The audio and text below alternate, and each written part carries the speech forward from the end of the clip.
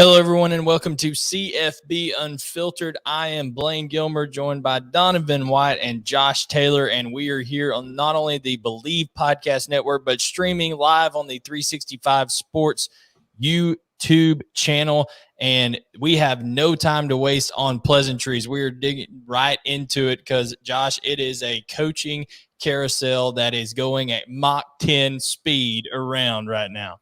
Yeah, this is what we expected. We talked about it a little bit in the last episode of what we thought was going to happen.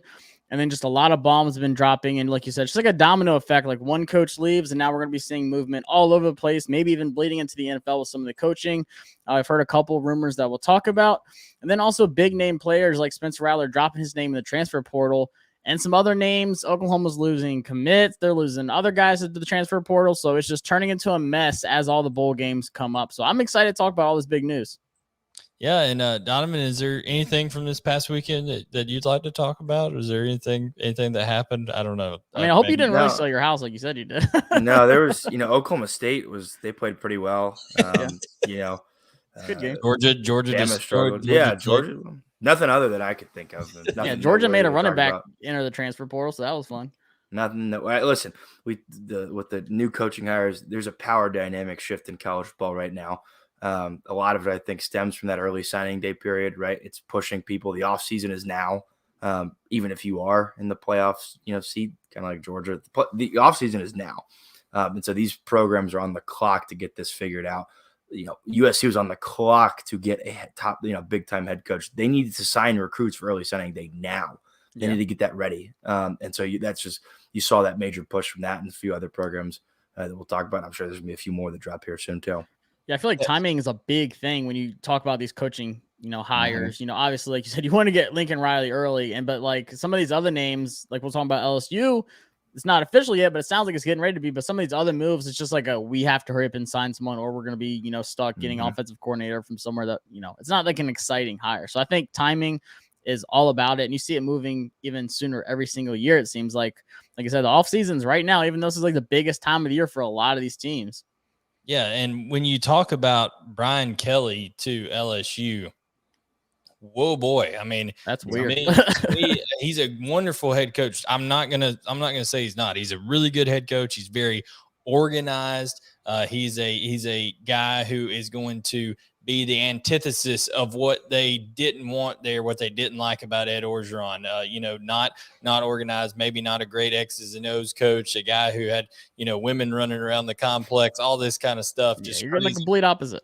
Yeah, you're the complete opposite with that. I don't know how big of you're not going to see Brian Kelly running around Baton Rouge with his shirt off. Okay, so that's not going to be something that happens, but it is a gamble nonetheless, because you're taking a guy who hit the furthest south he's ever been in a coaching position is Cincinnati. That's the furthest south he's been. He is the definition of a Yankee, right? And he is coming down into Cajun country down there to try to take over that program. So it's a gamble. And speaking of gambling, guys, we want to, shout out our sponsor here on the show, Bet Online.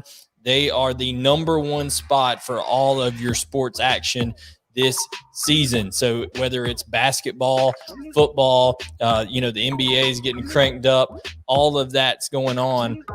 NFL action, even Josh's beloved Washington football team, not the Redskins. I keep wanting to say the Redskins, but you can say it. It's all right.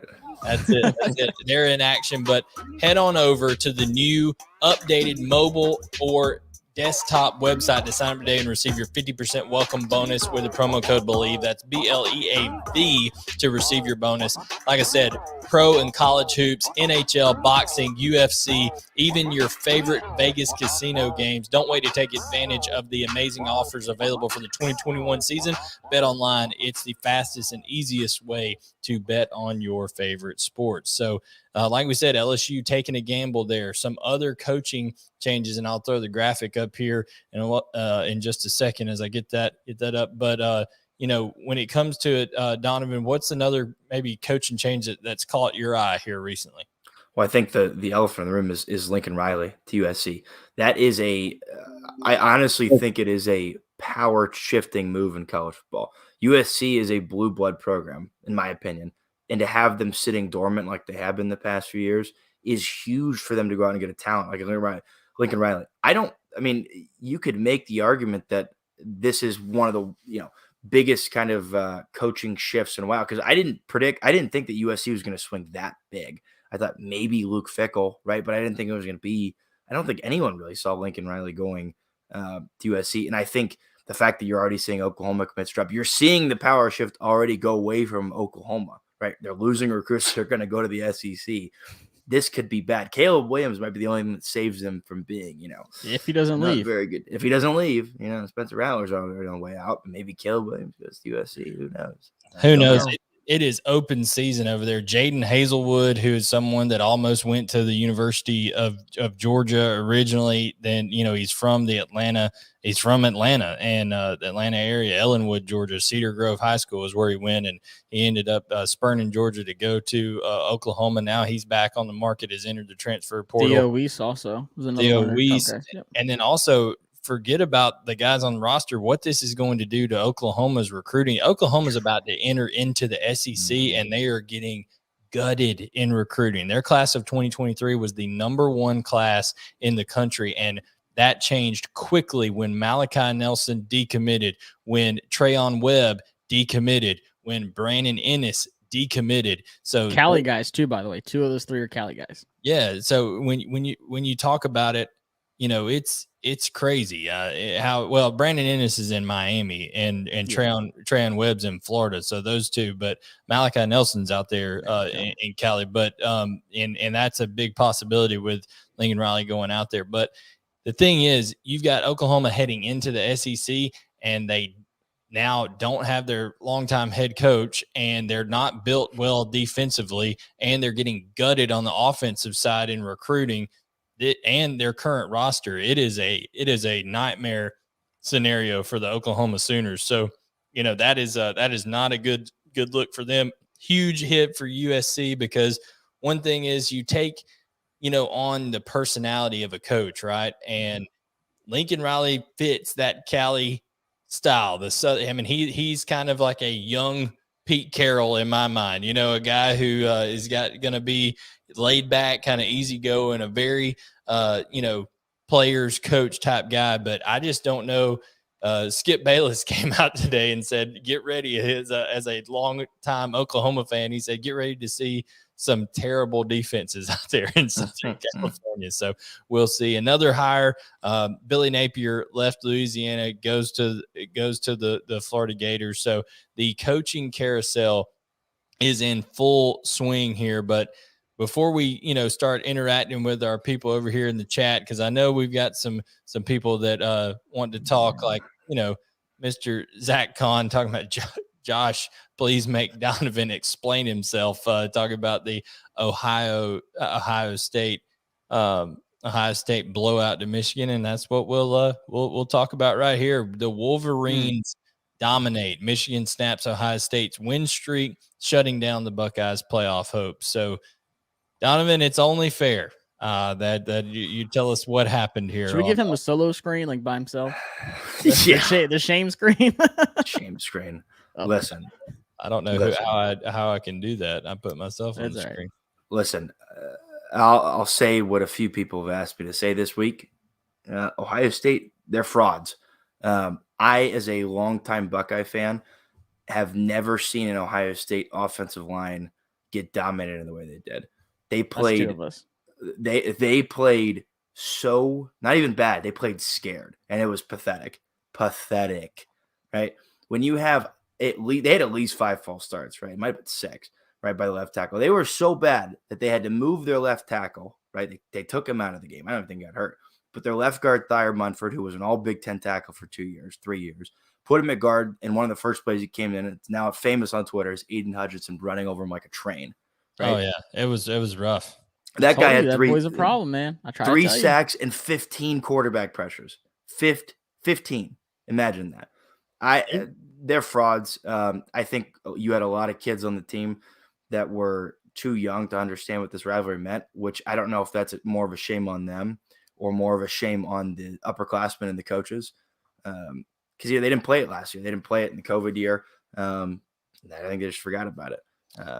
Credit to Michigan. I don't think they're. Listen, all I'll say is Georgia's running away with this national championship. They are running away because I genuinely let's not think. say that. Let's No, not say that. Poison. No, listen. I thought the only team that could beat Georgia genuinely was Ohio State. That is not the case, and I don't see another team. Again, all credit to Michigan. They're the best in the Big Ten. The best. Congratulations. Only because I think they showed that they're a really good team. Listen, I think it showed more the fact that Ohio State were frauds than it was Michigan as like an elite team. They're elite because they're a top 4 team, top 2 team in my opinion. But Georgia is the standard, right, for eliteness this year, and they're not Georgia. They are not. That's my take. I hope everyone's happy. Ohio State's frauds. I have no interest in college. All is right in the world. Hey, the Miami Redhawks lost in overtime. It's not, I know. I put money on them, Don, because of you. So did I. Speaking of frauds, we also have to talk about whoever's playing right tackle for Alabama because everyone except Neal needs to be cut. Alabama, and we're going to be previewing all the championship games here in just a little bit, but we want to give a little bit of reaction. I mean, all joking aside, it's an instant classic, that game. If you're just being a college football purist, if you're not looking at it from the angle of who's going to beat who and all that kind of stuff, phenomenal game. There's never been a Iron Bowl go to overtime. That one went to 4 overtimes. Stupidest rules, by the way. I hate it. Yeah, it was not pretty to watch for sure in terms of how the overtime went, but I'm sure it shortened the lives of a lot of residents of the state of Alabama on both sides of the Iron Bowl rivalry there. But Josh, being resident Alabama fan here, what I'm sure there was elation, but also there had to be a deep feeling of despair knowing what looms this Saturday with you playing, that team playing the way they have against LSU, Arkansas, and now Auburn. Yeah, I said it. That was the worst Alabama offensive line I've seen that I can remember. That was embarrassing. That is not at all. You have like 5-star guys ever. Like Dalcourt was terrible. Owens was terrible. Like I said, Evan Neal was like the only guy that shows up. And we made multiple adjustments, and it still really didn't get fixed until right at the very end of the 4th quarter. And then we're leaning on Trey Sanders to pick up blitzes to give Bryce Young time to actually throw the ball and make the plays. So to me, what stood out is how good Bryce Young really is. Your number 1 wide receiver gets ejected early in the game, which was stupid, but it is what it is. That's the call. That's the rule. It was targeting. Then your offensive line's playing its worst that it's ever had in like the last 10 years that I can remember. And he still goes out and finds a way to win the game and put the ball on point to a guy who's in the game for the first time with Brooks at wide receiver. So it showed me that Bryce Young is really good, but there's so many holes on this team, especially the offensive line. Sorry, I'm reading the comment here. PSG. But look, people do not understand how crazy this game is. Like, you can't make it up. I don't care if there's a 6th grader playing quarterback. Like, he would somehow complete a miraculous Hail Mary against Alabama. Like, it happens. Jordan Hare is crazy. You know all about it too, Blaine, with the tip catch of Jordan Hare. Like, this crazy things happen in that stadium. It doesn't have to be Cam Newton. It doesn't have to be Bo Nix. It doesn't matter. Like, that is just the game. I said it before the game to this one girl. I was like, this game shouldn't be close, but it's going to be because it's just what always happens. The Mac Jones two pick sixes in the game. Like, this is what happens to Alabama. To be fair, there was Georgia at that point in time with the miracle in Jordan Hare, whatever. They were not in the national championship picture at that year. But it doesn't matter. Still it does matter. 2 guys going for the interception, and then the wide receiver's like, I guess I'll take this to the end zone. Because Alabama is heralded as being, a national championship contender. They're supposedly ranked number 2. So I just don't see it the way they're playing right now. Now, we'll get into this in the preview, and we'll do that in just a minute. But anything can happen. We've learned that this year. If there's one thing college football has told us, anything can happen, and that's what makes college football so great. But there's a 2nd and 26 somewhere out there, so no doubt. Hey, lived it, man. But Jalen Hurts. In terms of another rapid reaction here, I thought that Cincinnati, they looked okay against Eastern Carolina. There were times where East Carolina could actually have gotten back into that game and did have some momentum on some things. So real interested to see the Cougars, Lauren, over there. You better be sweating it out this weekend with the Cougars, because the Cougars are coming for the Bearcats. I'm just telling you that it's going to be interesting over there in the AAC. Sounds like a dating app. Cougars for Bearcats.com.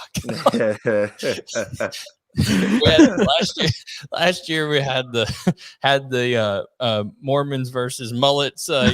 Now we're gonna have the old people dating app game between the Cougars and BEARCATS.com. 40 and divorced versus early 20s. Let's go. That's it. So we'll see what happens there.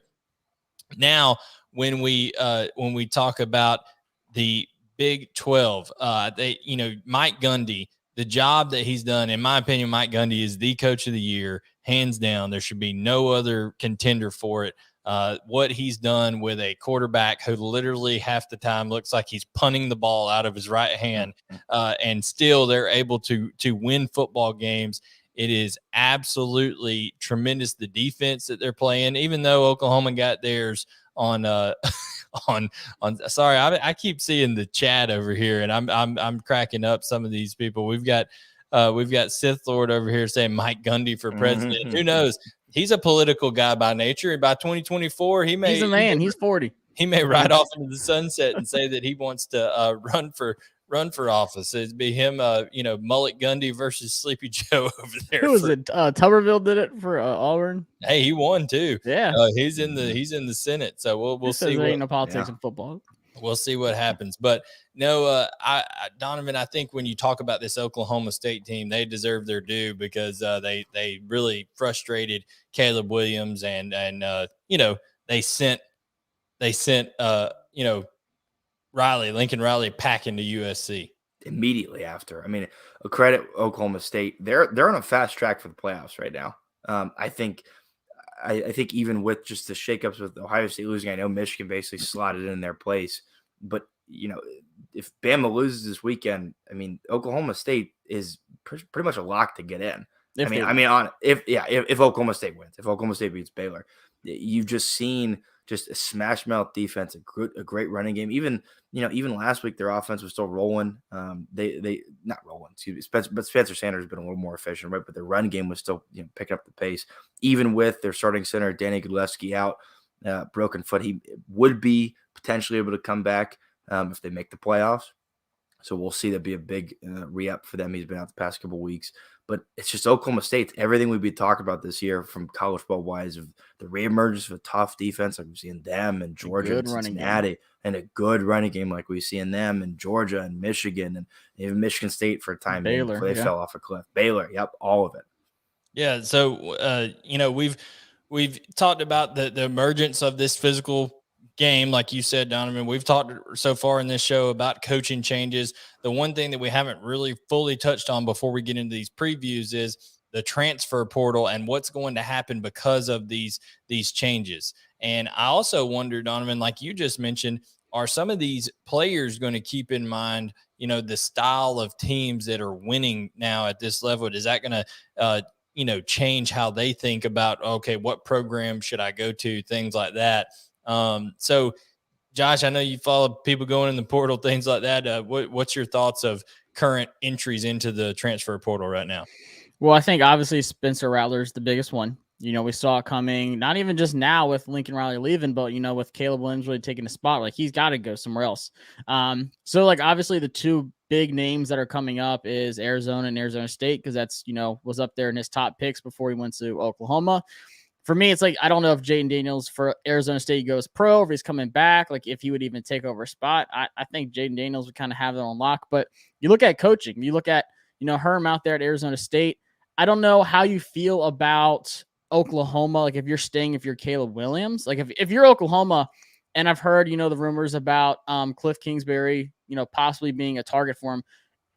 You hope to God you get that, because Caleb Williams is like absolutely going to stay, because that's what Cliff Kingsbury does. He got fired in college and got hired as a head coach for the Cardinals because of his offensive playing style. What he's been doing with Kyler Murray has been awesome, leading him to like one of the top 5 quarterbacks in the league. So like you're praying to God you can get Cliff Kingsbury. to Oklahoma. But I think a lot of these players are going to be looking at that. I think that's what's interesting Jayden about Hazelwood's in the portal right now. Yeah, your guy Zach Evans is back in it. Yeah. Let me put this in. He's not coming to Georgia. So just so everybody that's knows. a weird dude, by the way. Like, I loved watching that whole thing transpire. But yeah, Jahmyr Gibbs from Georgia Tech, their leading rusher, is probably one of the best dual backs in college football. Could come to Georgia. Yeah, he might jump ship and just go to his rivals. So I think we'll see a lot of big names, not just only these Oklahoma guys leaving, but all these other coaching shakeups, and just this it's the nature of the game now. There's so many people going in the transfer portal. I'm just really interested to see where Spencer Rattler goes, to see like where he can revive his career, because he was the Heisman favorite, like supposed to be #1 overall pick this year if everything goes right, and then it just completely shatters. So I want to see what really does fit him. That's why I think Arizona State does fit him, because he has a good coach with Herm Edwards out there, has an NFL experience. You see what he's done with a guy like Jaden Daniels, and it's the Pac-12, and you can beat up on Lincoln Riley maybe once. Yeah, it's going to be interesting to see how that shakes out. Donovan, you mentioned it. It seems like the timeline gets earlier and earlier with the signing period, and then the transfer portal being open 24/7, and these coaches changing. So it is a ever-changing college football landscape. But with that said, we're going to get into our previews, but we would be remiss if we didn't do the favorite segment everyone has on here, especially the chat loves this. It is, where we talk about our top 10. Who would we rank where? There are 2 more polls left to be put out. It is Tuesday, tomorrow night. The CFP ranks who they're putting in the top 4 heading into championship weekend, and then immediately afterwards on Sunday evening after the championship games, the final polling will come out, and there's still a lot to be decided. So just going to talk about this real quick here. Donovan, this is your top 10. Go ahead and tell people why you ranked these teams this way. I'll roll through it pretty quick. Again, Georgia's the elite of the elite. Michigan deserves to be at #2. They've got the best defensive end duo in the country. Probably what we've seen in a decent, few years. Aiden Hutchinson is a monster. Again, 3 sacks, 15 quarterback pressures is insane. Say one more time. 15. What about Ajabo's stats, by the way? Yeah, he was just a monster too. And Lauren doesn't like it there, Donovan. Yeah, and I'll get to that in a second. I get it. Oklahoma State, I think they deserve to be #3. I think they're better than Alabama, who's at #4. #4, Alabama, right? They have been so inconsistent. Josh, you said earlier, you said, it could be Cam Newton or Bo Nix, or 6th grader. Like this rivalry game will always be interesting. Well, it wasn't Cam Newton or Bo Nix. It was TJ Finley. 10 points were scored with 5 minutes left in the 4th quarter by both teams total. Bama is praying that Georgia eases off the gas a little bit for this game, because otherwise I don't know if it stays competitive. The only reason it does is because Bama's talent. We're not doing previews now. We'll get into it. I had to get on everywhere. But Ohio State at 5. Ohio State at 5. I get it. They look bad against Michigan. If you're out there and you convince yourself that Cincinnati would beat Ohio State today, you're congratulations. Whatever the local psych ward is in your area, you should go there, because you do need to seek some help, right? Like those commercials for allergy medicines, if your eyes swell out of your head, you should go to the hospital, seek some help. If you think that Ohio State would lose to Cincinnati right now, it's time to go and see that psych ward, right? And get some help, just like those commercials say. Wait, there's other kind of medications, right? For longer than 4 hours. I don't know.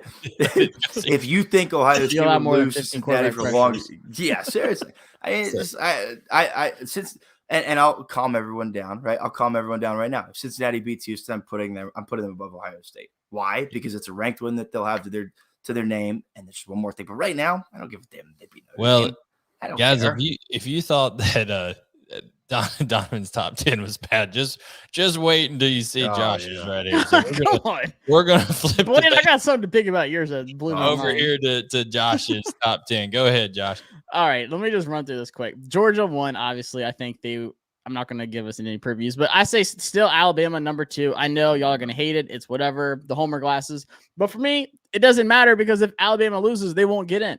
And I think that's why the playoff committee will put them at 3, because they don't want any questions like, oh no, if they're number 3 and they lose, they obviously fall out. But if they're number 2 and it's a close game, they might get number 4. I don't want that. So I'm putting them at number 2. It doesn't matter regardless. I'm not going to just move them down because Michigan beat an exposed Ohio State team. But I do have Michigan at number 3 because that defense is legit and they showed it, and they can run the ball on anybody except possibly Georgia and Alabama. We'll see. And then 4, Oklahoma State. A statement win. We said they were going to win. They won me some money. I got to give it some love. Number 4, if they win this weekend, I think they might even move up to number 3, depending on what happens with Georgia, Alabama. Cincinnati 5. They would beat Ohio State, by the way, Donovan, because there's 0 chance. Hey, Kobe Bryant, Sauce Gardner got something to say about it. Notre Dame, number 6. Congrats. Your resume got a little bit better throughout the year, but still, I'm just going to keep you around the 6 mark to make things interesting. Ohio State at 7. That defense is bad, Donovan. I'm sorry. It is 5 touchdowns, 1 guy. Come on. Oh, Donovan, they're messing with our. We put 2 Ole Misses on there. That's supposed to be Baylor. It's 8 Ole Miss, 9 Baylor, and 10 Michigan State. Who, pretty good win against Penn State in the Snow Bowl. They couldn't even see the other player, so you got to get some extra points for that one. So I'm gonna put them there at number 10. Warren pointed out the proofreading. Thank you, Warren. So we got that there. So here are my top 10.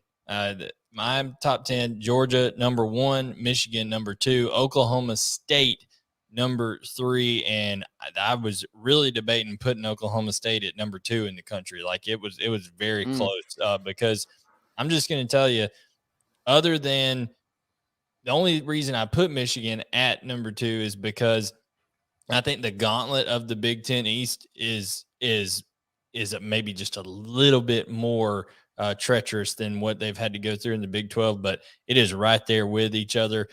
Alabama, I put them ahead of Cincinnati just because they have the best player in all of college football, which is Bryce Young. There is no question about it. Without Bryce Young on this team, Alabama's a 3-4 loss team this year. If they're having to play with Paul Tyson, you saw he crapped right down his leg when that bad snap happened on the field goal. Him out quick. He got that ball and he said, "I don't want to do this. My granddaddy's Bear Bryant. I just wanted to go here and wear the jersey." You know what I'm saying? I wouldn't expect him to get on the football field, but that was not good at all. So Cincinnati 5, Notre Dame 6, but now they've lost Brian Kelly. Brian Kelly won't be coaching if they do make it to a playoff, so it'll be a terrible scenario. That is a dream scenario for Georgia if somehow these teams pick each other off and Notre Dame finds a way to climb up to number 4, and they're doing so with an interim head coach, and Georgia just goes and just obliterates them like the way that Alabama did in the national title game back when Manti Te'o, couldn't remember if his girlfriend was real or not. Ole Miss, Ohio State, Baylor, and Utah round out my top 10. How's Utah at 10 with 3 losses? Because who else are we going to put there? They beat Oregon, so it's not like I can put Oregon there. They beat Oregon like a drum. I guess that 10 is just a wild card spot. Michigan State, like I said, I think they got a little bit more. Utah would run all over Michigan State. It's not. I don't even think it'd be close. They got those big Samoan dudes up there that are just gonna. They got the juice. Just sit on people across from over there. I mean, it's like sumo wrestlers going into war over there. It's crazy, but no, that is our top 10. But now let's do a little reset here and talk about the previews. We got to start out with, I think, the biggest matchup in all of college football each and every year, the SEC championship game. You have Georgia and Alabama facing each other. Georgia comes in as 6.5-point favorite. The over-under last time I saw was 50.5. Yep.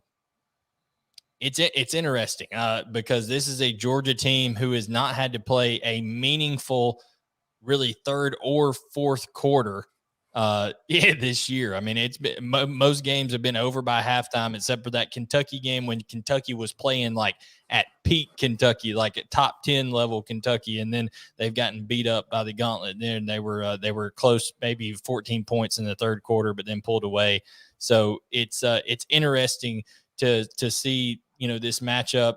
I'll come to you in just a second, Josh, but Donovan, I just wanted from a kind of outside point of view, not having a dog in the fight, what are your thoughts on how Georgia's strengths and weaknesses match up with Alabama's strengths and weaknesses?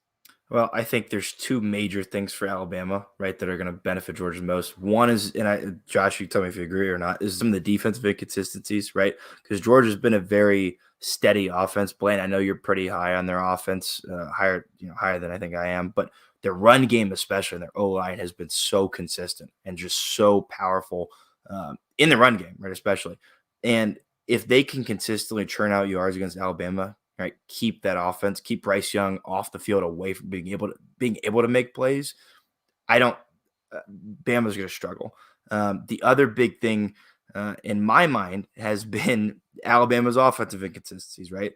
When your quarterback throws for 49% completion rate against Auburn 2 days ago, I think you're going to struggle against the nation's best defense. Right. And by the way, Bryce Young, best player in the country. Yeah, Alabama would have lost 3 games without Bryce Young. There's no doubt about that. There's a lot of other teams that would have lost. I hate to cut you off, but here's the stat that tells you how good Bryce Young is. Look over here on the screen if you're watching on 365 Sports YouTube channel, where it says sacks against for Alabama.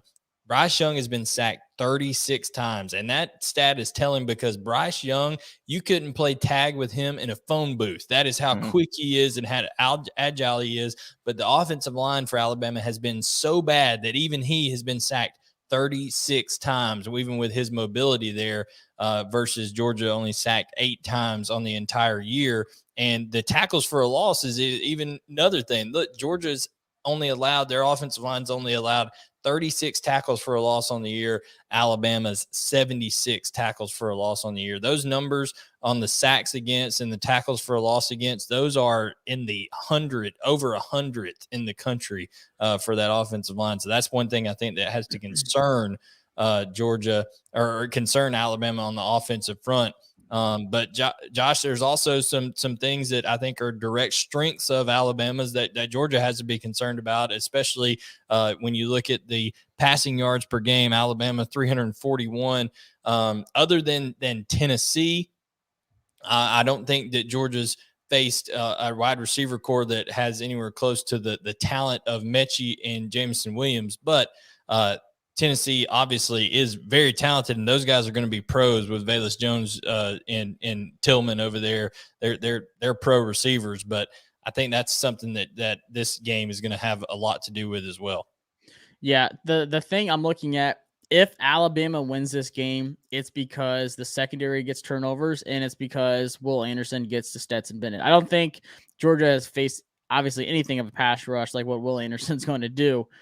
But you have to have that glaring offensive line issues for Alabama right now. Like I said, if your name isn't Evan Neal, like you're on watch to get pulled at any time and replaced with another 5-star, because we can't allow Georgia to bring a three front rush, which they will do, and they'll still get to Bryce Young, which is not good because that's all they need. They don't need 4. They don't need to be bringing blitzes on third downs. They just need to bring 3 and not allow Bryce Young to have time to throw the ball.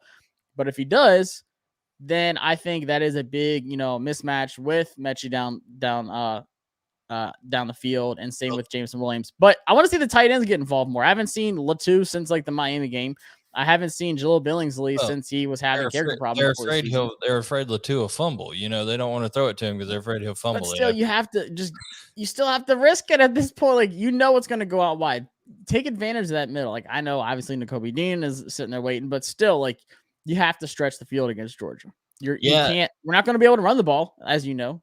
Well, Brian Robinson Jr. being out is the biggest factor to me in this game, not because Alabama would be able to run the ball with him or without him on Georgia, but just because you hear this talked about on Sundays all the time. NFL guys, they know they're not going to be able to pick up big chunks of yardage on run games, but they have to stay with the run game to make linebackers and secondary honor the run, bite up on play. Because if you're consistently running the ball, no matter how effective it is, if you're doing it enough, it makes them honor the run to where the play action is more effective.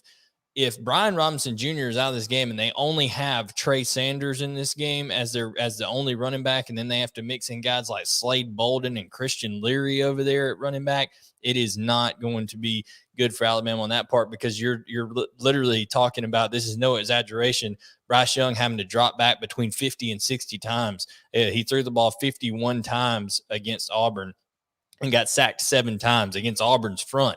So if he's having to throw the ball that many times, Lord knows how many times, Georgia's front would be able to hit home.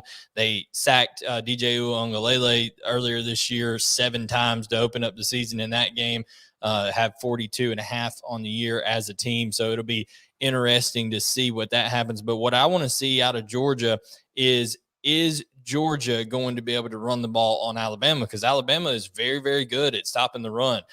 If Georgia can't run the ball, effectively, and they have to make Stetson Bennett as well as I believe Stetson Bennett is playing, because he has been, when you look at the efficiency numbers and things like that, he's in the top 5 in the country in all of them. I mean, he's doing things well, doing what they ask him to do, but they're not asking him. I think the most he's thrown it this year is 27, 29 times, something like that in a game. If he has to get up, around the 40 pass attempts because they're not able to run the football, that would be a recipe for an upset when you're talking about Georgia in this game.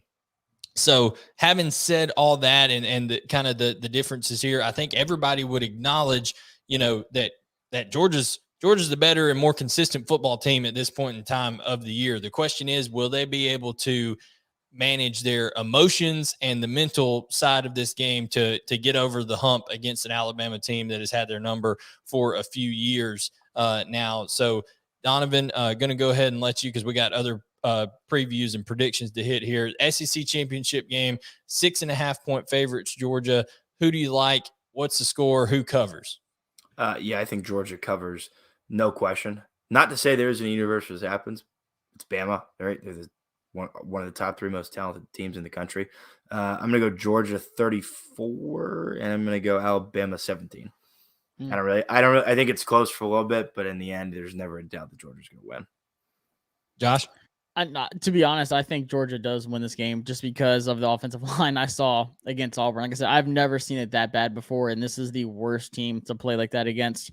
I think it's going to be more low scoring. I think it's going to be like a 24-20 kind of game, 24-17 kind of game going Georgia's way.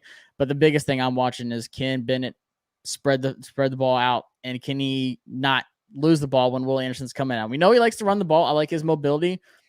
But when he gets hit by Will Anderson, can we create some turnovers? Can Malachi Moore get an interception if Stetson Bennett does have to throw the ball in those 24, 25 times he's going to try this Saturday coming up? But I think Georgia just gets too much pressure, and that not having a run game. I mean, Trey Sanders was in a car accident like a few months ago. Like, we didn't even know if he was going to play much this season. Right before the season, he was in a car accident a few months before that. So you're really just relying on that guy too much, and not having a guy like Keelan Robinson, who transferred to Texas for no reason. And that depth is really just killing us right now. Yeah, here's my thing with this game. I think that and Georgia will as well, there will be zero chance of Georgia going in and overlooking Alabama by any means, because the PTSD is there, right? They know what has happened. You've been through it all. They know what Alabama has done to this team in the past. But what we will be able to see here is Georgia has never had a collection of talent on defense the way that they have now. There's literally going to be 9, maybe 10 guys on this defense right now that will be playing in the NFL either next year or the year after that. And then when you add in younger guys, it'll be even more upon that, so you got probably 15 guys on an entire, 22 depth chart on the defense that'll end up playing in the league. It's just an embarrassment of riches on that side. That's why I think I'm not as worried about Bryce Young being able to do his thing as much. But if I'm just going to put a caveat on my prediction here. If Bryce Young has the game of his life, because he's like I said, he's the best player in college football. He's the Heisman Trophy. If I had to vote, I'd vote for him right now because of how much he's carried this Alabama team. If he has the game of his life, they'll win the football game. That's it. If Bryce Young is Superman, that's how that'll go. I don't see that happening. Georgia also getting George Pickens back being able to put him out wide, it immediately makes a safety lineup over top of him, and that takes numbers out of the run game and allows Georgia, who's rushing for 200 yards a game this year, to run that football a little bit. They're going to use James Cook and Brock Bowers on those. That's what I'm worried about, Bowers. I think he can spread the field more than what we've seen by any tight end this season. Well, they've got Brock Bowers, who runs a 4.5 40 at 6'4", 235 and catches everything in sight. I mean, it's going to be a freshman too. Yeah, he's a freshman. It's going to be interesting to see how Henry To'oTo'o and Jordan Battle and Hellmans. What is DeMarco Hellmans? Yeah, don't call him DeMarcus like they were doing. I'm sorry. DeMarco. I had a Gary Danielson moment there for a second. DeMarco Hellmans. So it'll Josh be interesting please to see don't get how beat. they match there. But I'm going to say Georgia wins this game 34-21, and that'll be the SEC champions. A little bit of Alabama news I just saw on Twitter. It looks like Bill O'Brien could be heading to Virginia Tech as head coach. So blessings for both of us. Will that happen before Saturday? I don't know. It's just a rumor at this point. Nothing. If that happens before Saturday, Georgia is going to smack that ass. Because I don't know, because you can't act like Bill O'Brien's a good offensive coordinator. No, but I'm just telling you the continuity. If you lose your play caller, and either way, if that happens, Nick Saban, whether he's staying or not, Nick Saban's not going to talk to him for the rest of the season like he did Lane Kiffin. So he probably hates him right now anyway. So I don't think he would leave yet, because I think he's terrified of Nick Saban, as he should be. But like I said, it's just a rumor. Nothing official yet. He may just want to get the heck out of there. So we'll see. We'll see what happens. I mean, the fans hate him, so I wouldn't blame him if he went. Like, we hate Bill O'Brien. So we're all taking Georgia to win in the SEC championship. That makes me really nervous. So we'll see. See what happens there. That's a little voodoo. So now let's talk about the Big 12 championship game. We have Oklahoma State going against Baylor. This is a rematch from earlier in the year. Donovan, what are your thoughts initially here on the Oklahoma State Cowboys? Mike Gundy, coach of the year, with Mr. Punt the football with my right arm. Spencer Sanders leading the way at quarterback. Warren at running back. What are your thoughts on the Oklahoma State Cowboys? Yeah, I think if Oklahoma State can replicate even somewhat close to what they did against Baylor in October, because Oklahoma State has just been getting better each week. I mean, even in the loss to Iowa State, you still saw some good things. Spencer Sanders, for as much as you like to poke fun, I think he's gotten a little bit better with his efficiency. Right, he just got exactly. You know what I'm saying? That you've seen some have gotten more accurate. That's for sure. He's taking baby steps. He's taking baby steps. But if Oklahoma State can consistently run the ball, again, it's gonna be tough with their starting center Danny Gillespie out. If they can slow down Baylor's run game, I don't see how this outcome is much different than the first time around, because Baylor still can't throw the ball. They still can't throw the ball. Baylor rushed for 107 yards in that game, and Oklahoma State rushed for 219. So when it comes down to it, and then you had Jaylen Warren going 36 carries for 125 and 2 touchdowns in that game earlier this year. So it will be interesting to see, how Baylor, and you got to give it to Dave Aranda and to Baylor for a second. We talked about coaching changes. They were willing to step up and do what they needed to do to keep Dave Aranda there for a while. And that is huge for that Baylor program, because let's be honest with it. LSU wanted him. Yeah, they wanted him. And with Oklahoma and Texas bolting for the SEC, Oklahoma State and Baylor are the preeminent powers now in the Big 12, and they have a chance to really solidify themselves over there. So it's going to be interesting to see how this one plays out. I think that Oklahoma State defense and the way they get after guys up front, like you said, Donovan, stopping the run, also getting after the passer. They just had to chase around Caleb Williams. They're not going to have to deal with as athletic a quarterback over there in terms of Baylor. So I like Oklahoma State in this game. Josh, what's your opinion? Yeah, I got to piggyback off what Donovan said. That first matchup was Spencer Sanders' worst game, throwing those 3 interceptions against Baylor and still getting the win. So for me, he's only had in the last 7 games 4 interceptions, so he has gotten more efficient. He's not, throwing the ball away, creating these opportunities for the other team. And then Warren is just running lights out all season long. So is Abram Smith. I will say, Abram Smith has been running that rock, but in that first matchup, he had 1 55-yard run. And then outside of that, he was only 9 for 42. And, Gary Bohanna is not a bad quarterback. Like, he kind of reminds me of KJ over in Arkansas. Like, big body guy who's going to run, but he's not that fast, athletic quarterback you have to worry about. So Oklahoma State knows just load the box and stop the run by both guys and make them try to throw the ball. And I don't think they have enough firepower in the passing offense to keep up with Oklahoma State. So I like guys like Malcolm Rodriguez and Devin Harper at linebacker for Oklahoma State. 106 tackles total for Malcolm Rodriguez, and he was not nominated as one of the top linebackers in the country, and that is a shame. This dude balls out every single play. I like Oklahoma State winning this one just by physicality on defense, and Jalen Warren's one of my favorite running backs to watch in the Big 12. So I think they keep running that rock, and they win this one by like 10 or 13, I want to say, really.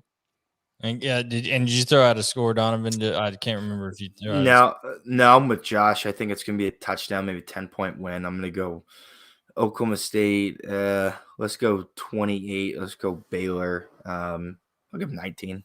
Yeah, it was 24-14 last time. Here's the thing. When it's, playoffs on the line, I think you see, people try to be more conservative. Now, it's not on the line for Baylor. I think Baylor right here, they're playing with house money. They have nothing to lose, right? They're just trying to get into a New Year's Six bowl game. I think you might see Dave Aranda, go a little bit outside of his normalcy there. May try to take some shots down the field early, do some things. But I think whether it comes to trick plays, all that kind of stuff, some gadget stuff, let the guys, kind of like they said on Remember the Titans, Coach Yost told Coach Boone, if you don't let the boys start having fun, they ain't going to play for you.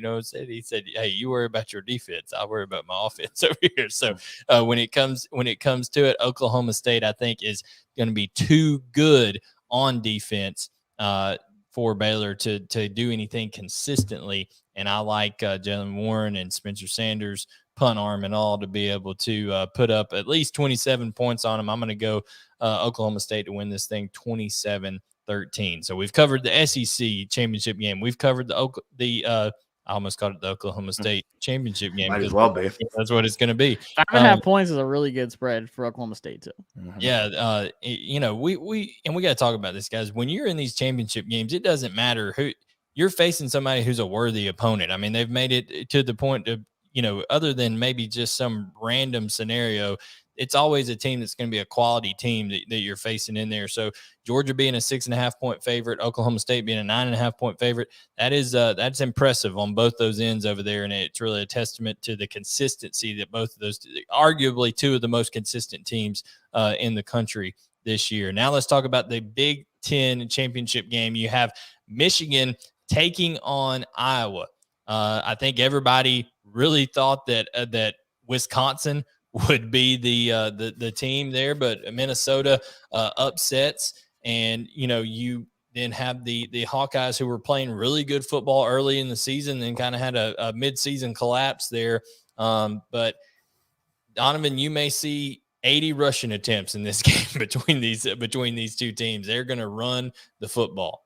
I don't know what the under is for points, and I also don't know what the under is for I'm sure somewhere out there's a bet for how long actual minutes wise, not football minutes wise, but just how long time wise the game is going to last. Whatever those numbers are, take the under because it's going to go quick because of all the rushing attempts. Yeah, it's going to be like a 2.5 3-hour game unless Fox decides to throw up a million commercials, which they might. And listen, I think one thing that Ohio State didn't do against Michigan was running between the tackles, because Michigan has struggled with that. And that is one thing that Iowa does fairly consistently with Tyler Linderbaum, who I think is the best offensive lineman in the country. There's no doubt. There's no doubt. Whatever that award is, a monster. Whatever that is, it the Ben Derrick Award? I don't even know what it is, but for the best center in the country. You might just win the Moore Award for the whole offensive line. Hey, give Linderbaum the Joe Moore Award for the best offensive line, because he is unbelievable by himself. I mean, you talk about when a center is able to routinely reach three techniques like it's absolutely nothing, and then also pull out and run downfield and just hit people like he's the dang, Incredible Hulk running through there, and they're bouncing off of him like those defenders. Another Remember the Titans reference here when Rev ran the reverse over there, and Sunshine was going down the sideline blocking for him. People just bouncing off old Sunshine over there, just cleaning house on lead blocker. That's what Tyler Linderbaum looks like for Iowa when he's running down the sideline. If you can't tell, Remember the Titans is my favorite movie of all time, by the way. It's a good one. It's a classic. Michigan is an 11-point favorite in this one.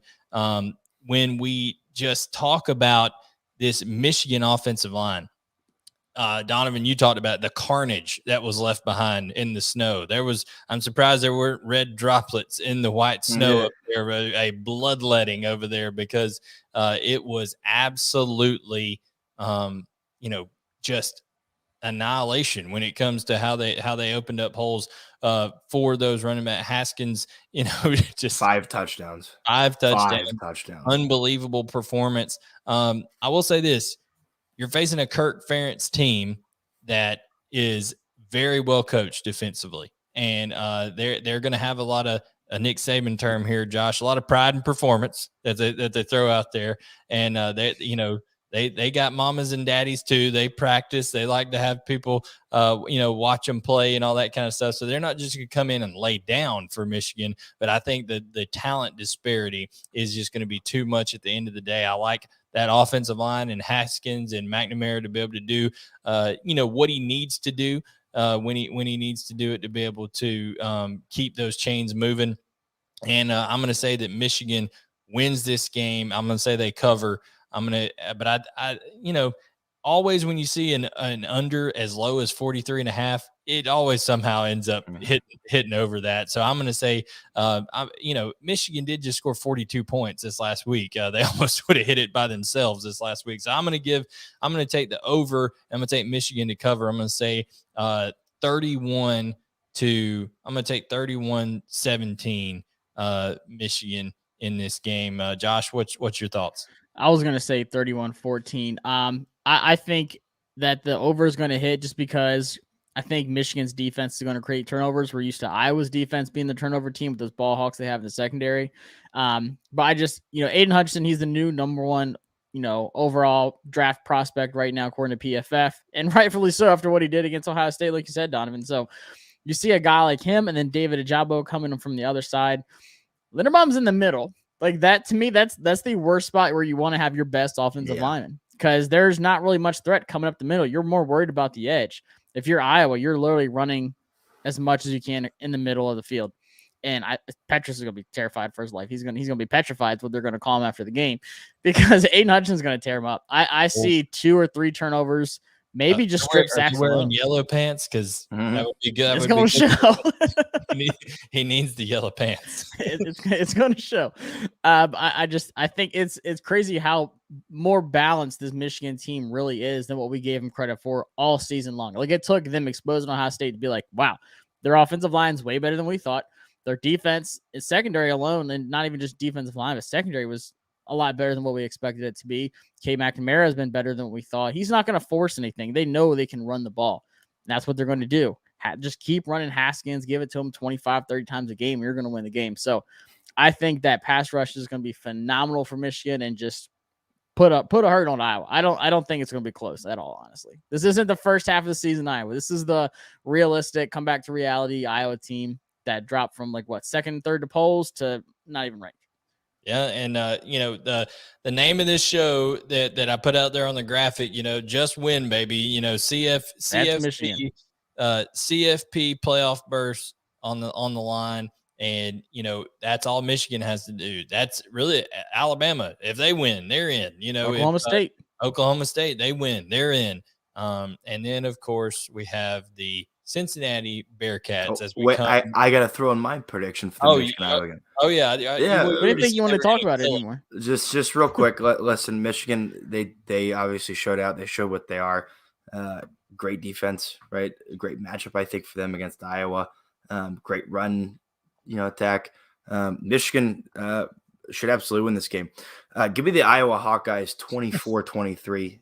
This is what Michigan does. They fail. They fall off a cliff after a big win. I don't care what they did against Ohio State. Ohio State's are frauds. I get it. Ohio State's going to go play for a Rose Bowl or the Outback Bowl, whichever one they're lucky enough to get. Give me Ole Miss versus Ohio State. Yeah, Ohio State would win that matchup 10 times out of 10. You might get your Ohio matchup, but you won't. yeah. Give me the Iowa Hawkeyes 24-23 because Michigan will prove that they are also frauds. And unfortunately, the Big Ten will prove that they were frauds this year.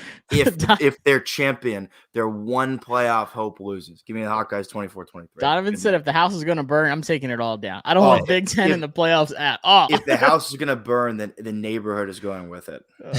All of it. He's taking them down. So now we move to the AAC Championship. Who even knows what that stands for? No, it's the American Athletic Conference. We're going to talk about Cincinnati and Houston. Dana Holgerson over there looks like a mad scientist. His thinning hair that grows into a kind of a pseudo mullet in the back. It's just everywhere after the. I like that for a while. The headset comes off. It's like, just come home, dude. That's what they talk about. Just come home, take the Bic to it, and be done with it. You don't have to fight it. Just let it go.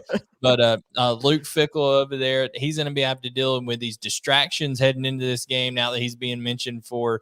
Who knows? He's being mentioned for Notre Dame's job. He's being mentioned for Virginia Tech's job. He's being mentioned for Oklahoma's job. And he's going to have to deal with all of this with the biggest game ever for a group of 5 team on the line. And they'll still be a group of 5 team when they go to the Big 12 because, Oklahoma and Texas are leaving. So I think that's why he should stay. You have the two top teams. They're not the 2 top teams, but 2 top name teams leaving the conference. Go to the Big 12. You're established. You've created this culture. You have to just put up with Baylor and Oklahoma State, and you're living the life. You don't have to worry about those 2 knuckleheads in Oklahoma and Texas anymore. Just thrive in the Big 12. Don't go to Notre Dame with your NBC deal and independency. Just go to the Big 12 and kill it as a coach.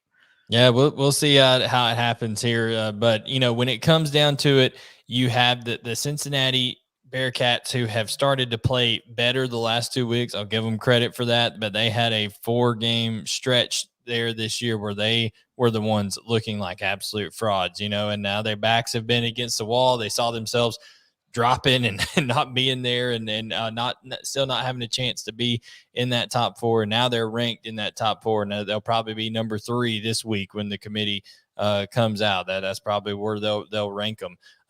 But, when I see Desmond Ridder, here's my problem with Desmond Ridder. He makes some plays that are NFL quality plays, right? That you see him layer a ball in between 2 levels of defenders and do something very well. But then it'll be a, situation where he has to, go to pick up a first down and he'll run short out of bounds, or he'll do something where he forces a pass where he's trying to throw something away and it ends up getting tipped or picked. I mean, it's just inconsistency by Desmond Ridder that scares me a little bit. And also, I don't know that they have been tested when it comes to the trenches up front, caliber of teams that they'll play going into the playoffs. That may not hurt them against Houston, but we'll see here. But Houston, very, very good in their own right, Josh. I mean, they're Dana Holgerson. He knows how to put up points. Now, I like this Houston team. There's a lot of really good matchups, like sneaky wise. Obviously, I'm not going to watch the game because it's at 4:00 with Georgia and Alabama. But I'm going to record this one and rewatch it just because of the draft and a lot of guys going to the Senior Bowl. But two different matchups I'm looking forward to is Marcus Jones, the corner for Houston, very underrated guy. He's headed to the Senior Bowl. I think he has like 5 or 6 interceptions this year. He had a nasty one-hander against Memphis. That was easily a top 10 play. Going against what seems like Desmond Ridder's really only help on offense with Pierce at wide receiver. So I'm looking forward to that matchup, and I'm still waiting for y'all to agree with me that Sauce Gardner and Kobe Bryant are the 2 best corners in college football. It's okay. You're not going to say it. Going against one of the shortest, quickest guys for Houston, Nathaniel Dell, who is a firecracker on offense. Nathaniel Dell is Deshawn Jackson made over. Yeah, he's a home run player. He's gone over 100 yards. I want to say 5 or 6 times this season. Absolutely scorched SMU. They didn't have a chance against him. 71 catches for 1,027 yards and 11 touchdowns this season with an average of 14.5 yards a catch. He is a home run type player, but you're not going to be able to do that against Kobe Bryant and Sauce Gardner. It doesn't matter. Hold on. We gotta help this person right here. I agree with one of them. Okay. I think Sauce Gardner is the best corner in the draft. I think he's better than Derek Stingley. Alex Pierce would be a walk-on in Ohio State. That wasn't the one I was talking about. This is the one I was talking about. Jay McDonald, 2001. It's okay to admit that you have a problem. Whatever you're drinking right now, whatever you're smoking, you can put it down and admit you got a problem. And you can go, talk to people. There are people that help with addiction, because I'm telling you, if you think Desmond Ridder is going to be the #1 pick in the NFL draft, you have some serious, you're under the influence of something right now, because it is nowhere close. He's not a top he's not quarterback. He's not a top 2-3 round guy, in my opinion. I think he's a mid. I think he's a mid second pick. I think he's second round. I don't think he's early second. How is he a second round pick? How is he a second His round body pick? style? He plays like Colin Kaepernick. That's my comp for him. He plays like Colin Kaepernick. That's the closest thing I get to him. He's athletic. He's big. He's got his arms gotten better. 66%, and his yards per attempt 8.9. He doesn't throw the ball. He doesn't push it down the field a ton. Okay. And he really can't. All he has is Pierce. Pierce can go deep. That's really it. And then he's got one running back. He's got one wide receiver, one running back. He's working with a limited offense, it seems like. I just don't see it at the next level. But no, I'm just messing with you, McDonald. I don't think I will say be even close to a first round pick, though. He's going to the Senior Bowl. So is Malik Willis. There's a lot of really good top quarterbacks going there. His stock can improve. I still don't think he's a first round. Like, he can have the best Senior Bowl ever, and he might be late first, but I just don't see it happening. If he goes in the first round, it's because somebody's reaching like crazy. They just want a quarterback, and they're picking a name out of a hat. But that's kind of how we gotta trade 3 picks. Oh God, please don't do that. That's kind of how that one goes. I'd take him in the second round, Josh. We can play around with that. It's going to be interesting to see. You have the 10th ranked scoring offense in the country in Houston going up against a very talented defense in Cincinnati. The line on this one is, Cincinnati's a 10.5 point favorite with an over under of 53.5.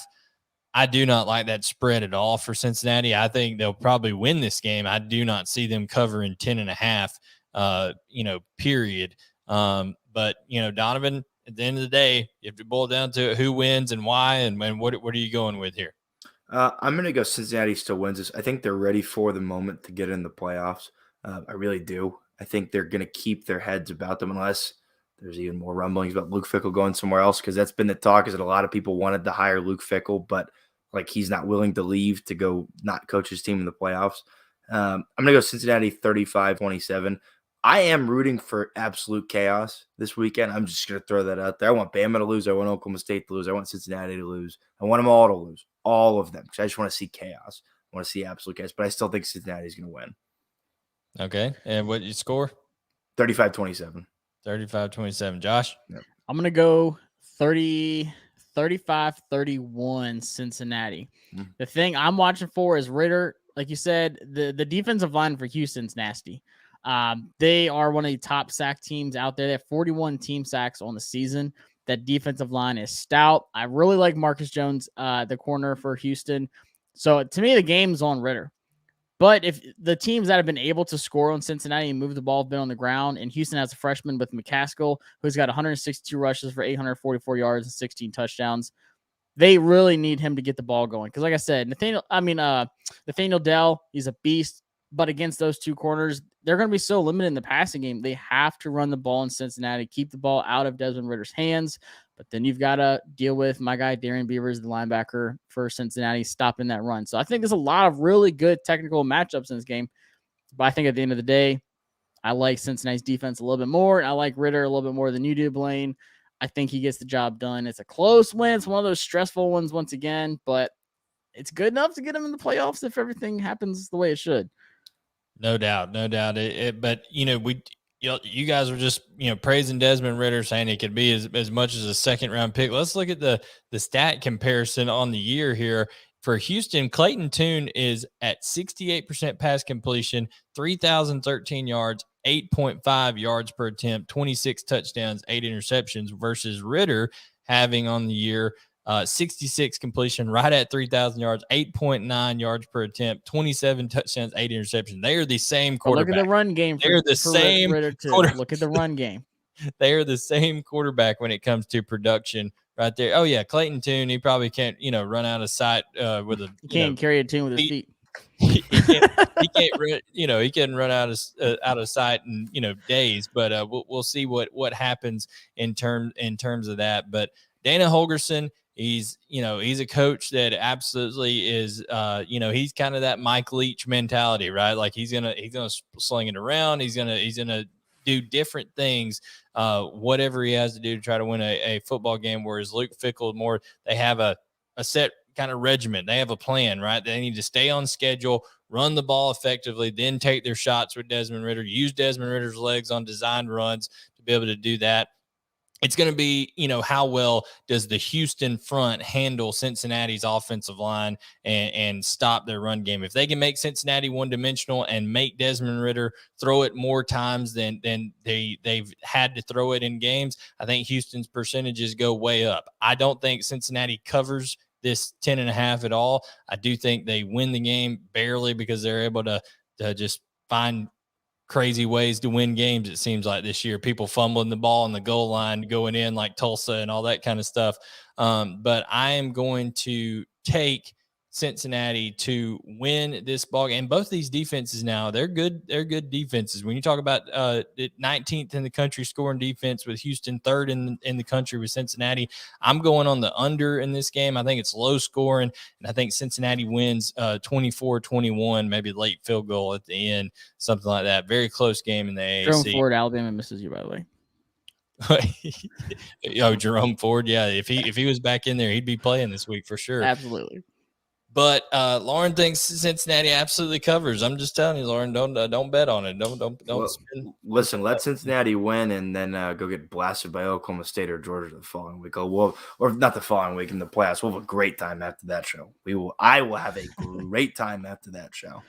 And people are talking about, will we have a bowl preview show? Yeah, we're going to have a bowl preview show. We'll have a bowl contest where you're going to be able to enter the CFB Unfiltered Bowl Pick'em contest. We'll put you can enter in there for just, we'll do something like, $2-3, something like that, and put a big pot out there for the whoever the winner of it is. We'll keep up with the stats on our Twitter account, all that kind of stuff. Post things out to be verified there, so everybody can see what's going on. So it'll be a fun time. We're going to do a lot of stuff like that, but we're here on the 365 Sports YouTube channel. Make sure to hit that like button, subscribe, turn on notifications.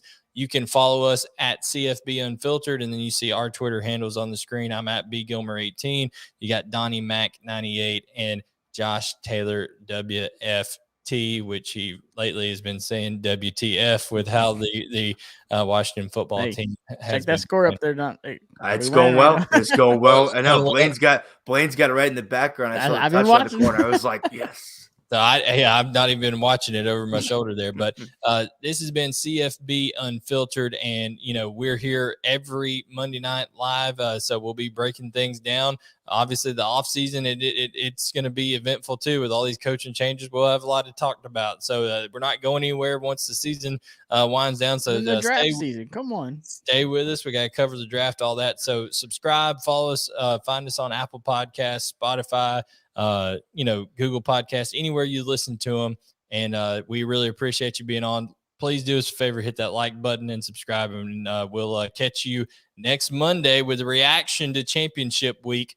And it's going to be a fun weekend for Donovan White and Josh Taylor. I am Blaine Gilmer. We'll catch you next time on CFB Unfiltered.